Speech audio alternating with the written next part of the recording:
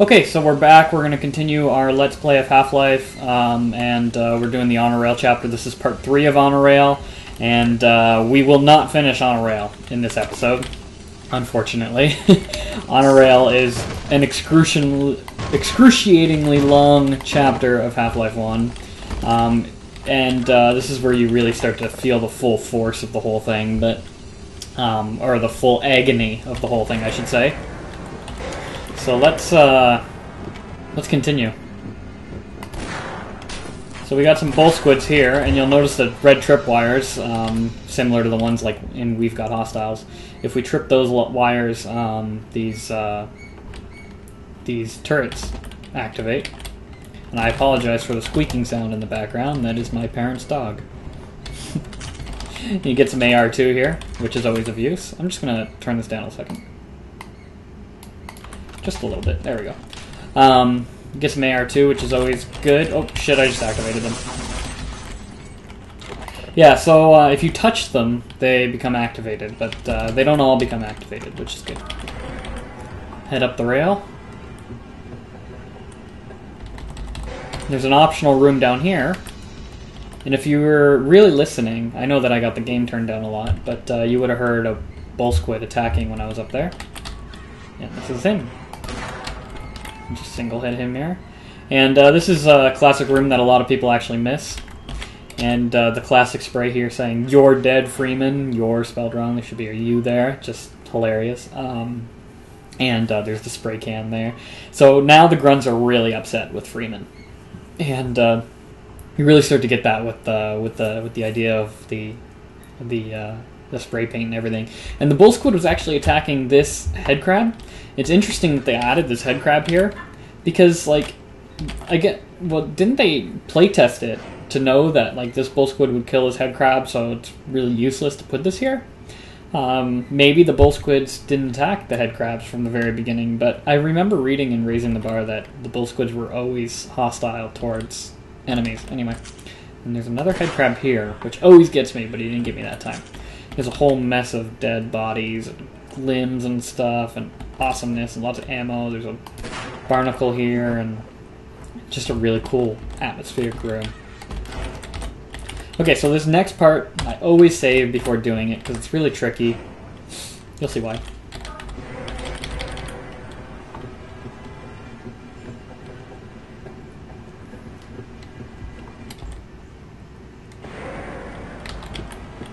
Okay, so down there is a grunt that's shooting rockets at me. And we're going to just quickly pass him. What happens is he usually ends up killing himself. Yeah, just like that. Because what's happening is he's turning the rocket launcher so far around to try to get at you. And the actual cannon's not moving, but his targeting arc is moving. And he ends up shooting at himself, which is always hilarious. And if you stay crouched, you can avoid both the rockets, and by the time you get over here, he ends up killing himself, which is great. So you don't lose any health from that rocket guy. Another trip mine there. And some more graffiti. Die, Freeman. Okay, we're going to see this area in a little bit. So, just remember. Reload here.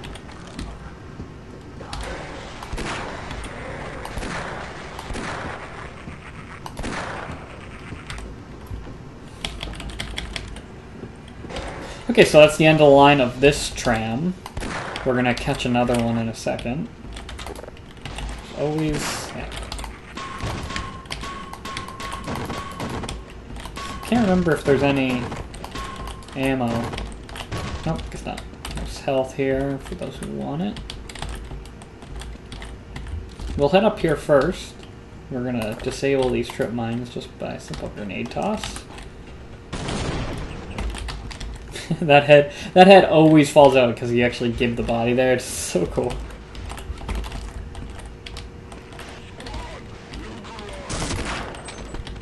I'm done.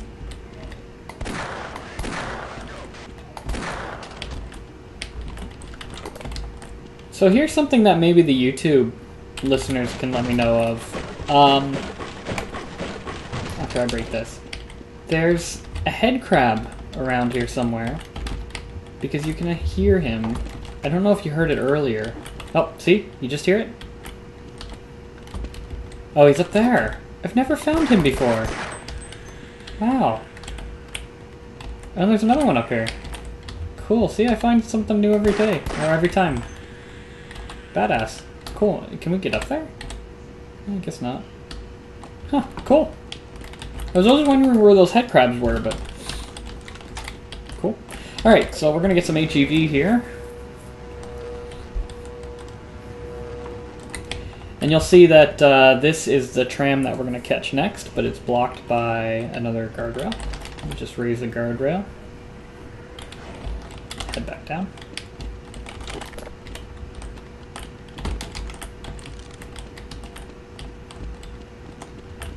So our goal here, if we follow down this road, we'll end up back around to where we left the previous tram. You know where that guardrail was? It's just a simple loop. But if we go down here, there's a cool sequence that I like, and I always save before this sequence too, because I often die.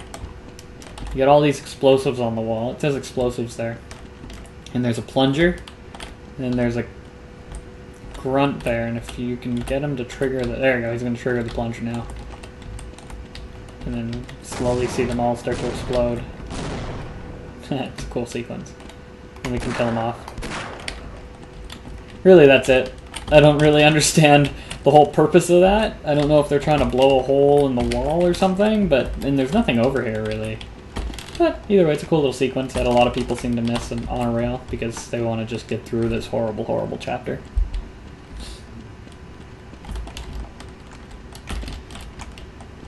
Okay, so we can get on our next tram. Full speed ahead.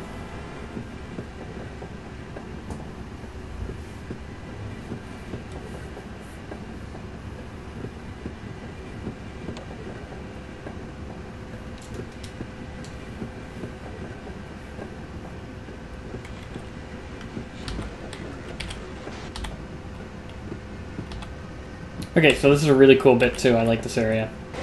This is probably my favorite area of On a Rail just because of the way it's designed. It looks fairly harmless, and I'm going to save here too, just in case. It looks fairly harmless, but in reality it's not. So there's this mounted gun here and sort of a train servicing station, and we're blocked by this guardrail. We immediately get here and we get attacked by that, which sucks. So you can usually shoot his shoulder if you line it up and then just sort of crouch. There we go, we got him. But like I said, it still seems pretty harmless, but you can hear the grunts sort of talking to each other.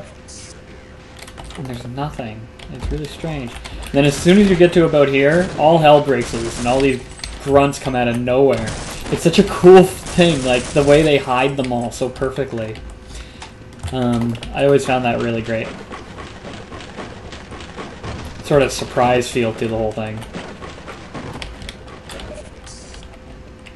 So we can break these boxes to get some loot. Really just looking for revolver ammo. And then if we use this, it opens up the guardrail over there.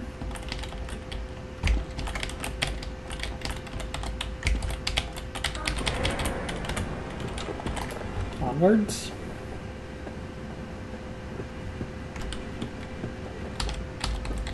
Okay, so in this bit, you have two choices of transport. I'll show you that in a second. You can either take the elevator up, which is really the safe option, or you can take the platform up with the tram. Either way, you're going to have to get the tram up there if you want to keep moving the tram across. So we're going to use the tram, and then I'll show you the elevator, where the elevator comes up once we get there.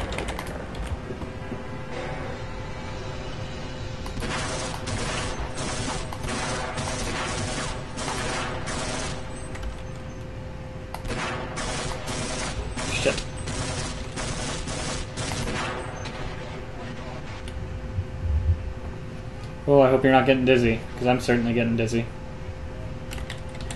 Okay, so we'll hold the tram here.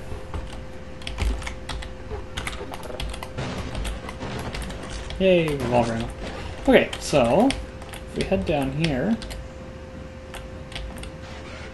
here's one of the guys that I failed to kill, which we can just simply do that.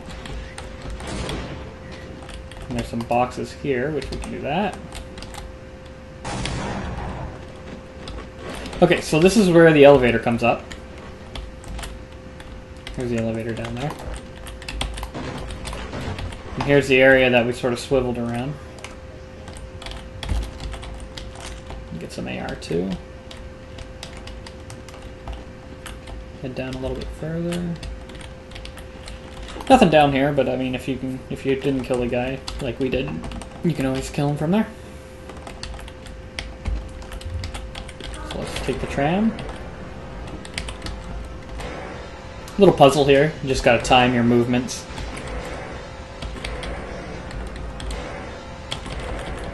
Not too hard. Some more trip mines.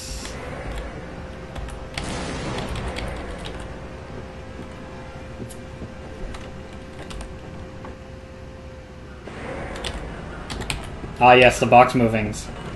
Okay, so this is a relatively simple puzzle because all you have to do is duck under it. But if you don't duck, the boxes will hit you. I'll just move back here for a sec. The boxes will hit you and sort of either clamp you between, or clamp you between like this and the box, or just push you over to the side. We'll just duck. But then this happens, which, if you're prepared, you can easily take them out, like anything in Half-Life.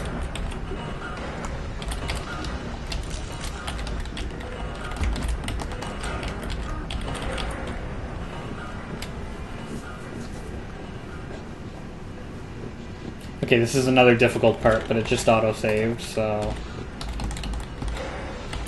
Oh, not yet, sorry. Just some more box puzzles. Again, you can duck under this, but in this one it's a little bit different. If you get pushed to the sides, you trigger the turret, and it'll shoot you. Okay, I think this is the bit. Yep. Okay, so there's another guy with a rocket launcher down here. If we position ourselves just like that, we can get him fairly easily. Or alternatively, if you end up just crouching, you can get him from behind here and he won't turn around and shoot you.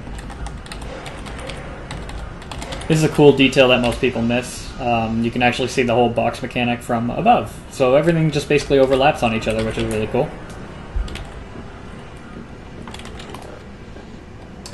And this is another high voltage puzzle. I always suck at this one. Let's see if I can do it. And there's a switch here. If you don't hit the switch, you'll end up going all the way back around to the second box puzzle. Oop. I almost did it without getting hurt.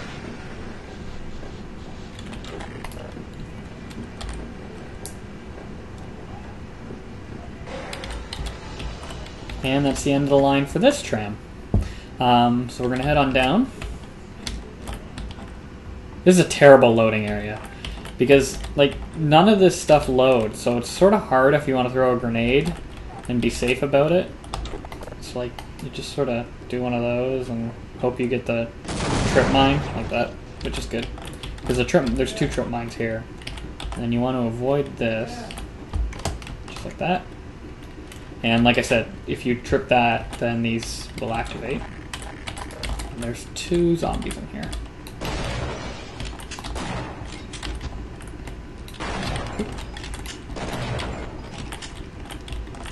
Get some grenades, some health. And there you have it. I think we're going to stop here, and we'll continue the next Let's Play in Part 4. Maybe we'll be able to finish on a rail, I don't know. Hopefully we can. Alright, so thanks for watching, and hopefully you tune in to the next episode.